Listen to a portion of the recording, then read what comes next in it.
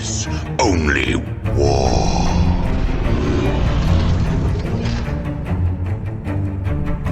What is up, gents? 40k Dirtbags here. We just got back from Nova. We did a Grey Knight run at 6-2 throughout the entire weekend. We played 8 games, 3 games on Friday, 3 games on Saturday, 2 games on Sunday. We're going to be doing I believe an 8-part video of Nova. We're going to go over each and every match in it. This will just be a standard start of the video, so you guys don't have to hear me say the same thing 8 single times or have me try and repeat the same thing 8 single times. So if you guys are new to the channel, appreciate you click on the video. There's going to be a lot of different armies to cover, and also mainly focusing on the Grey Knights. This is pre-nerf, so by the time you guys see this video, the Thursday update with Games Workshop probably already came out and the points and everything changed. So this was all buff, hopefully, for Grey Knights, and we had a great time in Nova. Everybody who came up to me and got dice, I appreciate you guys. You guys are all fucking awesome dirtbags. So we also sold a ton of stuff at Nova too, so you guys who came up and just bought some stickers and dice and some Calidus Assassins, I do also appreciate you guys. You just seeing people say, hey, your channel's awesome, or I like your videos, or I watch your content, like that's such a cool feeling. It makes me want to keep doing this and go out to major GTs so that way I can see people all over the country, if not the world. So we actually had a Team USA player at the very end at our last game, which I can't wait to talk about. Super fun game. So we're going to go over each and every game. We're going to take pictures, or we took pictures. We're going to go over each picture, tactics, what I did good, what I could have done better, what the opponent did good, what he could have done better, and kind of what we learned from it. Also, there's one special video that we're going to go over. It was against our Eldar player, which you guys, if you guys are in the Discord, you guys heard all about it. If you guys are at Nova, you've heard all about it. So we're going to be covering that as well. Real quick, just before we get into the video, we still have all of this. Wrong thing. So we still have all of these things up for sale. We sold a bunch of these at Nova. It's all of the stickers provided custom through one of our artists on Fiverr. We also have we have a Calidus Assassin as well as a Codiez and 2 colored dice left. So we have the silver dice and the green dice. They're dirtbag dice. They are basically limited edition now, just because they're almost sold out. But any of the stickers are $3, dice are $1 each, and the Calidus and Codiez are $15 each. So if you guys are interested, hit me up on Discord. We send them out all over the world, and also the terrain objectives, you get to pick any one of these stickers with the dirtbag logo underneath and any color you guys want. That's over on the link below. So like I said, we're gonna get into the video. Leave the comments below what you liked, what you didn't like, and also what you want to see more of. Go join the Discord, and if you guys are a Patreon, you guys get to see all these videos free first on patreon.com. $1 a month get you access, $5 a month if you want to go ham and support us a little bit more over at Dirtbags, $10 if you want to get in the competitive scene, and $25 if you want to be a grandmaster and have us play lists you guys want to see on the tabletop, or get any TTS games with us as well. So let's get in the video, and again, 1 through 8, we'll name it once we come back.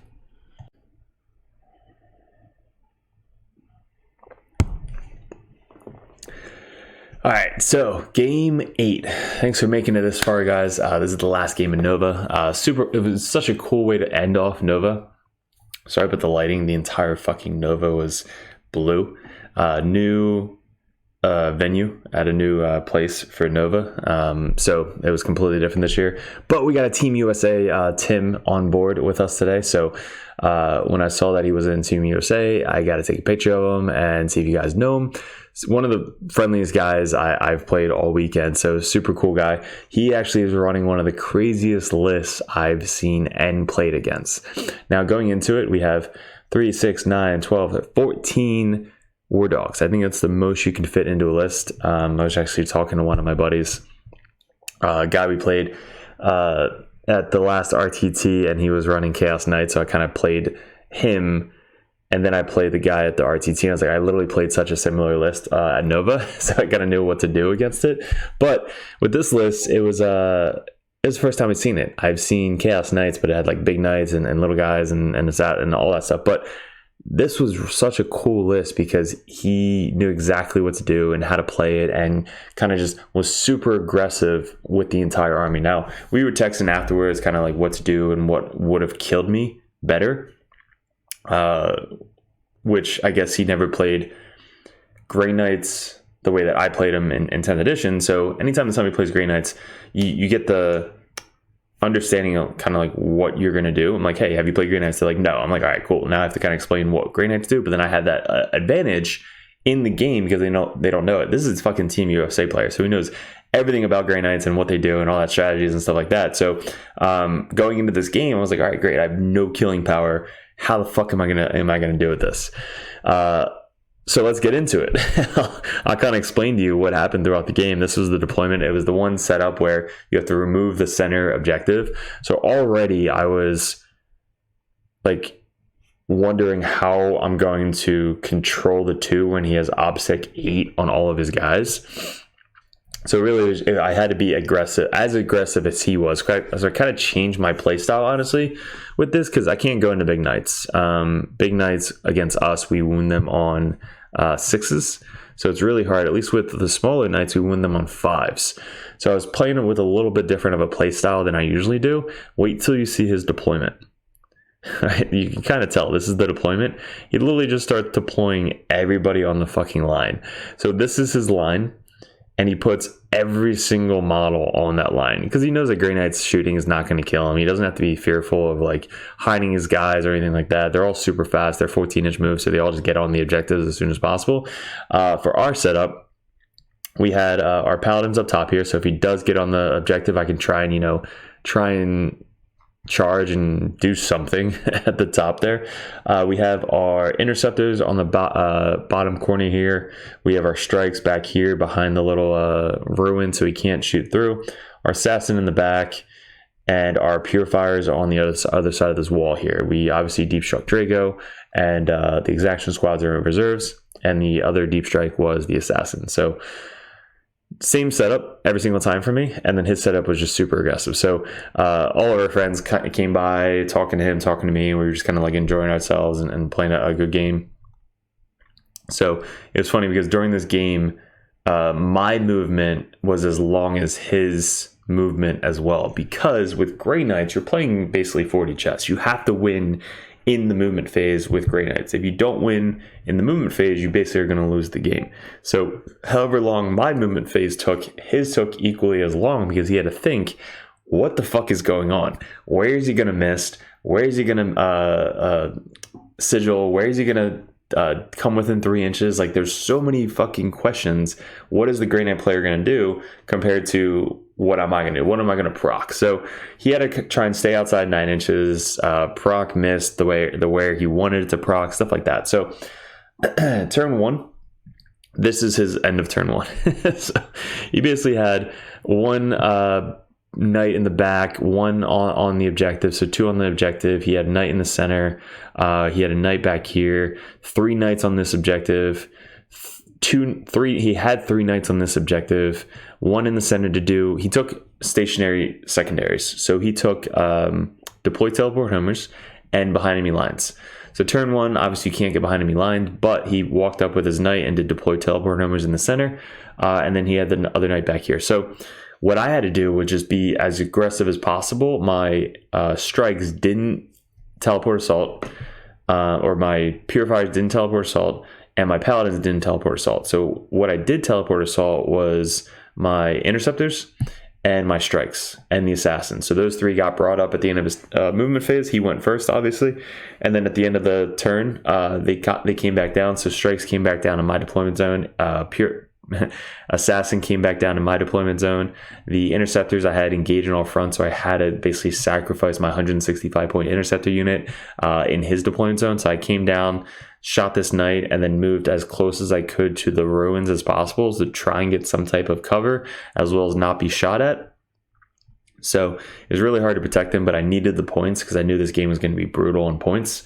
So if I didn't do that, it would have fucking came down to me losing the game.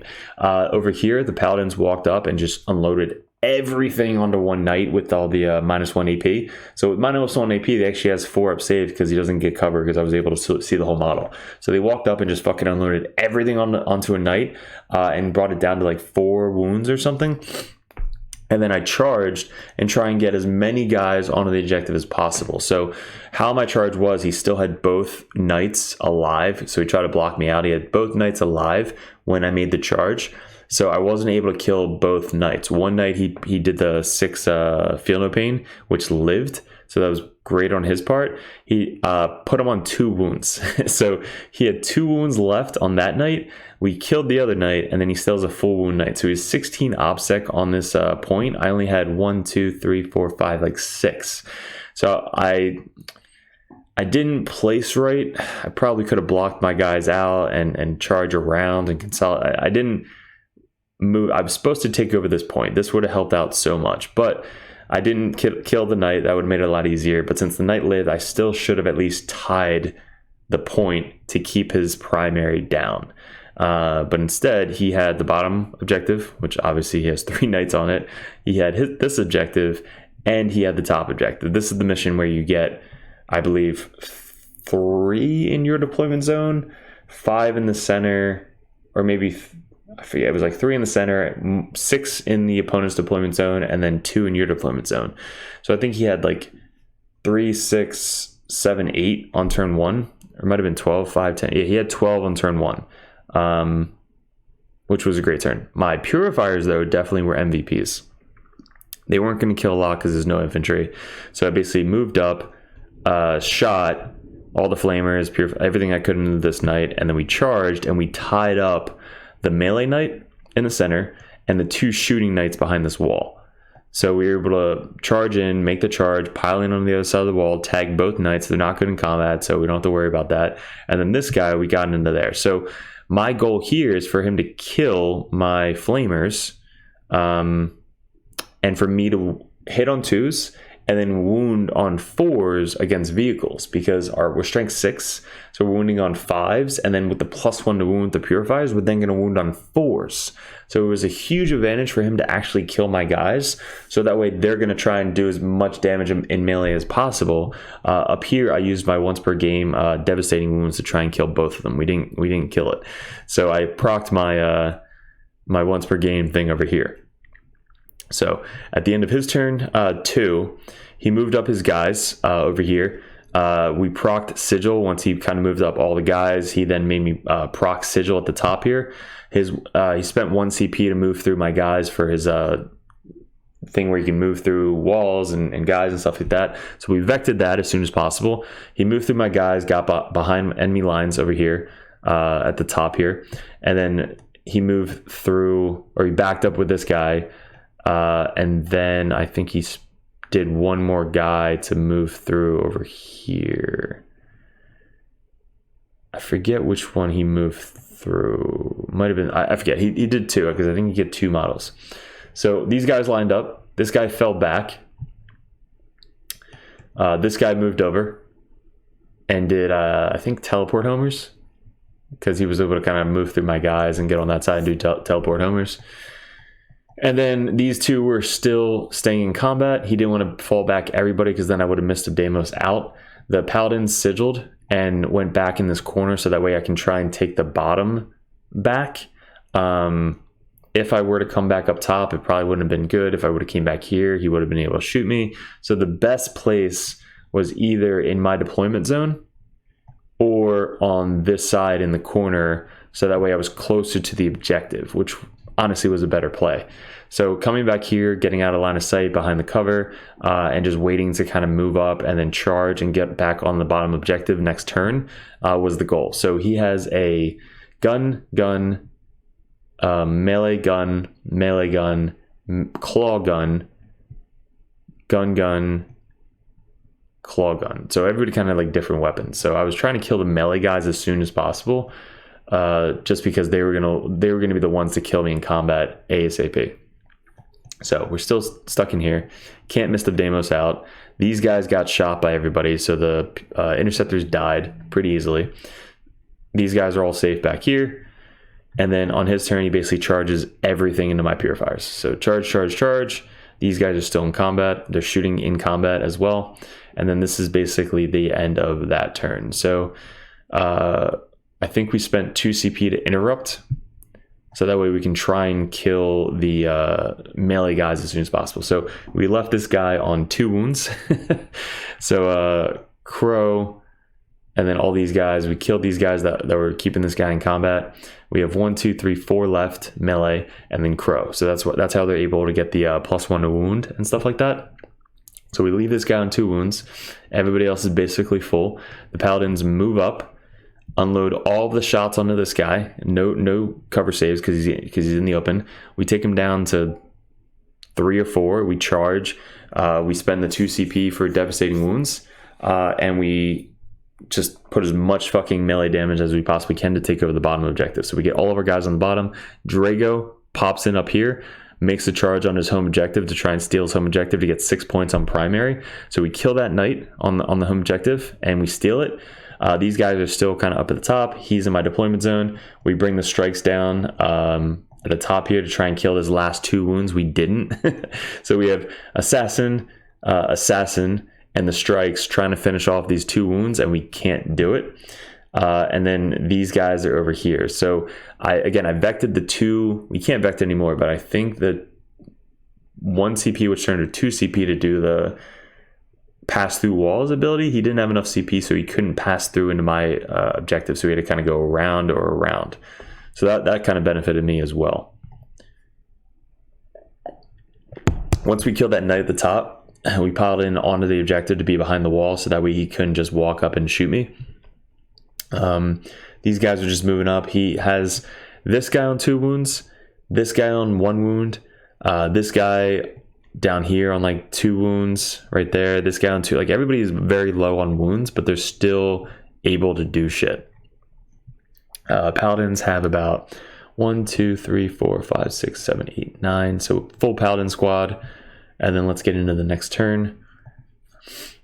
They then start kind of surrounding the paladins to shoot and charge into the paladins and try and kill them. So this guy got into our deployment zone. He's in our deployment zone, so now he's getting max on behind enemy lines. He's doing deploy teleport homers in my deployment zone, so he's getting full on that. These guys are holding the top objective because he doesn't want me to steal it. This guy came over to try and shoot our Terminators on the backfield, but once you kill Terminator in my turn, I just bring him back anyway to get an easier charge, which is kind of what happened.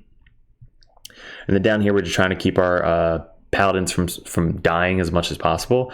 So every single turn, we're trying to kill the melee guys again, because if we can kill the melee guys, the shooting guys aren't going to do enough to us to kill us. So we have to kill the fucking 3 damage claws ASAP. So every single time we're in combat, going after them, going after them, going after them.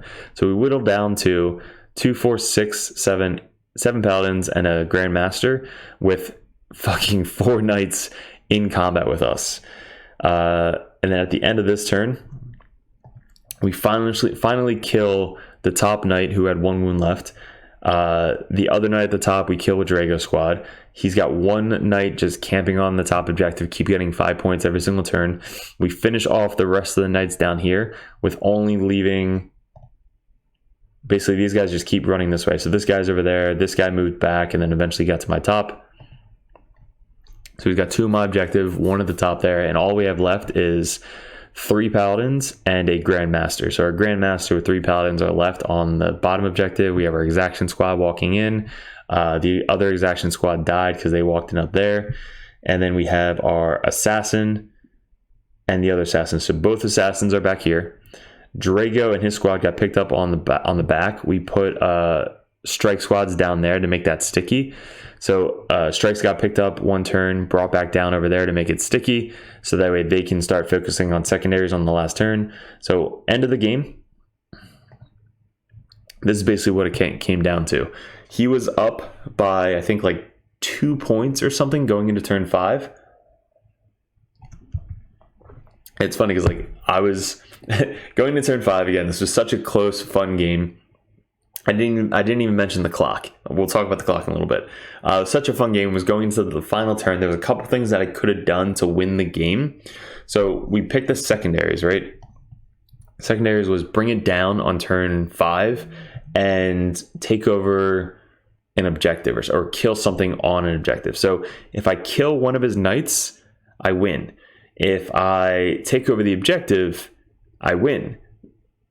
One of those things has to happen. So I'm focusing like everything I possibly can. We bring our strikes back down here. We bring Crow, which was the last one of the purifiers to live, back down here. The assassin back down here. The other assassin back down here. Drago moved up and try to get the charge off. Everything else is kind of doing their secondaries over here. So we're just basically focusing everything into these last 2 nights, or one night at least, to try and kill it. Prior to that, I spent 1 CP to exchange one of those. I think I exchanged Assassinate. And it's funny because one of the guys who are on the side watching the games told us at the end of the game, where he's like, read Assassinate. So when we read Assassinate, if you're playing tactical, if you killed or if there's no characters left on the table, you get, it was like 4 or 5 points. So since I drew Assassinate turn 5, all I had to do was read Assassinate and I would have won the game. We didn't even have to roll out or do anything else in that turn. The game would have already been over. But instead we didn't read it and there was no characters on the table. So I was like, all right, I can't get Assassinate. Let me spend 1 CP to get rid of Assassinate and pick something else, which we got Bring It Down. And then we focus on just trying to kill a dude, which would have been so much harder than just free Assassinate points. So at the end of the game, we won because we moved up and got on the objective and killed the tank and then won the game. And then we went back and it was like, all right, we read the Assassinate. I had 5 points for Assassinate instead of 4 for Bring It Down. So we got 5 for Assassinate instead of Bring It Down, which got me 1 extra point, which again, didn't really matter. It was just like the final score. And then that was it. That was the game. So at the end of the game, he had 1 tank on my home field objective, but we had more OBSEC on it. So we held it. He had 1 tank at the top up there. We had Sticky on his home objective. We had our Paladins on this objective, and then we took over home objective. So we had 6 there, 5 there, and 2 there. So 6, 11, 12, 13 for primary. And then Assassinate and then Bring It Down. That was the last 2. And this was the final objective. This was my objective. And this is the final score. So for his turn 1, he had 12, which was, I was like, holy fuck, how do I move these guys off the objective? No idea. Then turn 2, we started taking over the objectives. We had our Paladins on the objectives. We had Drago come in and steal the back objective. So we were able to kind of be really bullies on the objectives. So we kept them to 5 on that top objective. Turn 3, we kept him to 5 again on that top objective. Turn 4, he got into my deployment zone. So he got 6 for mine and then 5 for the top objective, which kept him to 33 for primary. He had 3 turn 1 for deployed teleport homers, 3 for the center again, and then he got 4, 4, 4 for the rest of the game. Every single time he did it in my deployment zone. And then behind me lines, he got it turn 2 for 3. And then once he had 2 units in there, he got 4, 4, 4. So for fixed, he had 33. So not bad for fixed objectives. So it wound up being 66, which was 76 for paint. And then for us, we had 2 for fucking primary. Oh god, that was brutal. Turn 2, he was already up on fucking 10 for primary. It was insane. So turn 2, we had 2. Then we had 8 because we had his back objective because of Drago. So that was awesome. Drago should be in every fucking Grey Knight list, no matter what. 6 for primary, which we had the back his objective because he stole our the center objective with the charges, and then we had our back objective as well. And then turn 5, we had 11, which we should have had 6, 11, 12, 13. We should have had 13. So actually should have had more points than this. I don't know. We didn't add it up correctly. And then over here we had 5 on turn 1. So our secondaries are actually pretty good. 10 on turn 2. 13 because we stole his fucking back objective on turn 3, 10 on turn 4, and then 5 and 5 or 4 and 5 on turn 5. So we wound up with 38 out of 40, and then we had 27, technically 29 out of primary.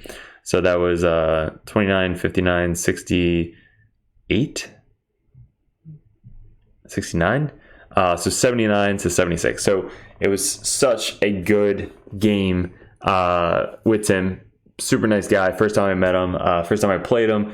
First time I played that list. Team USA. Fucking awesome. He told me all about it. Like, it was cool talking to a Team USA guy because there's so much more in this game than just like your local players, your buddies playing here and there, your local game store, your local RTT, your local GT, your local anything. The game is literally worldwide, which is so cool to think about. Like, this is a game played all over the place, all different languages, all different countries. And for him to kind of like see how much Team USA changed, it was awesome. It went from like just going over and getting drunk and having a vacation and just playing 40k to being serious, and not too much serious, but like going over with a solid competitive USA team, like completely different than it was before. So getting up to that point and being like, I represent the United States of America by playing a tabletop game against some of the other best players in the world, that's something cool to really strive for, really.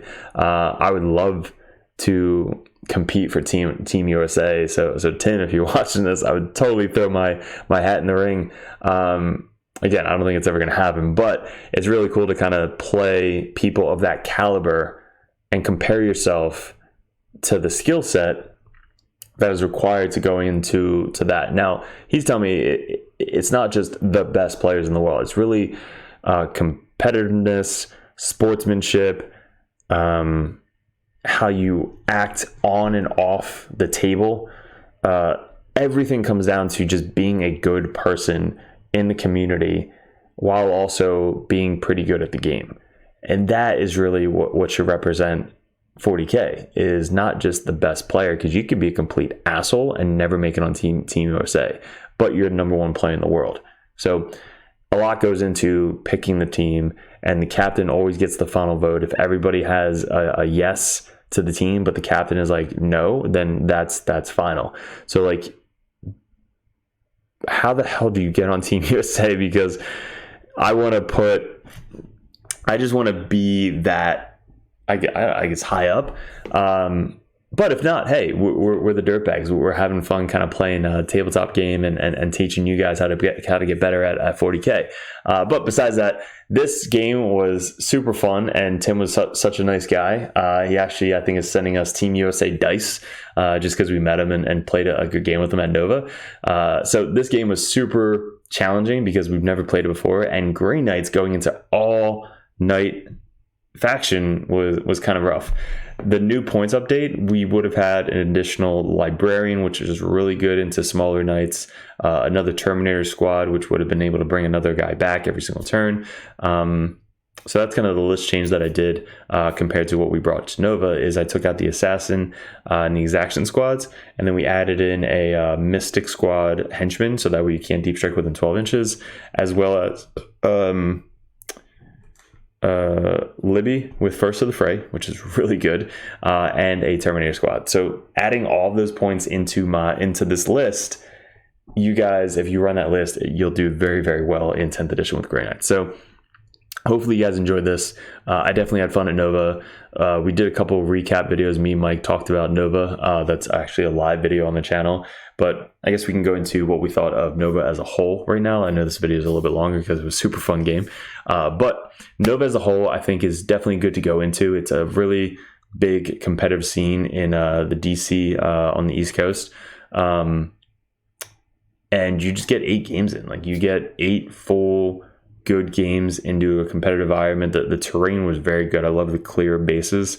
Sam, who was the head judge, put a lot into it, and he did very, very well. The coaches, the refs that were there, judges, all volunteers, they all helped out a ton. They have live stream games up on stage there that you could participate in and get called up.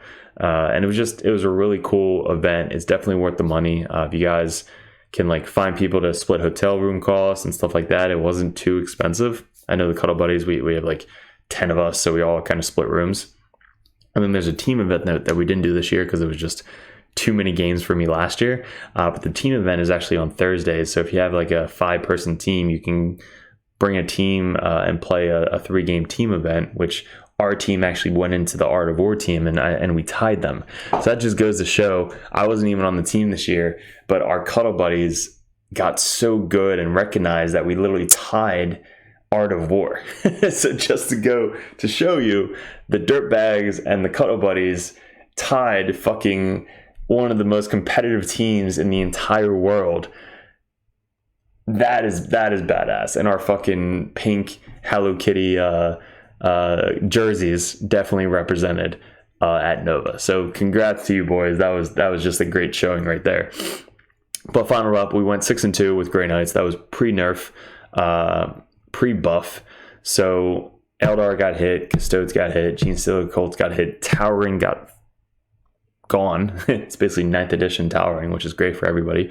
And then points drops. So Death Guard, super excited to run them. Grey Knights, you already know my new updated list, but you can bring more shit now and just have more fun. You can test out more shit because Towering's gone. So talk about tanks, Land Raiders, Storm Ravens, Dreadnoughts, whatever you want to bring now that you don't have to worry about Towering just shooting you from across the table for free.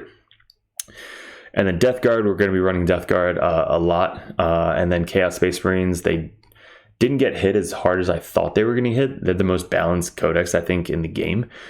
So they're just one of the codexes you can pick up and just run whatever the fuck you want because you just love the models. That's the type of codex that we're going to be playing. We actually just went 3-0 at an RTT yesterday with Chaos Space Marines and a Curse Cultist. So we had 3 Curse Cultist units with Dark Communes, Abaddon, Legionnaires, Nurglings. I can't tell you my secret tech yet, but there's a secret tech in that list, which I'm sure you guys will find out very soon. But if you guys are Patreons, you guys get to see these videos already, and you know most of the secret techs because we have a Patreon chat on Discord that you guys will get invited to if you guys support the channel and our Patreon. If you're competitive Patreons, you guys get to message me one-on-one. If you are competitive or dirtbag Grandmaster, make sure you message me to get the benefit of it. You guys get to message me questions, comments, list ideas, tactics, like anything you guys can think about, message me on Discord so that way I can help you out and get better at the game. Then Grandmasters, you get to have suggestions on videos you want to see right away, tabletop armies that you want to see go against each other.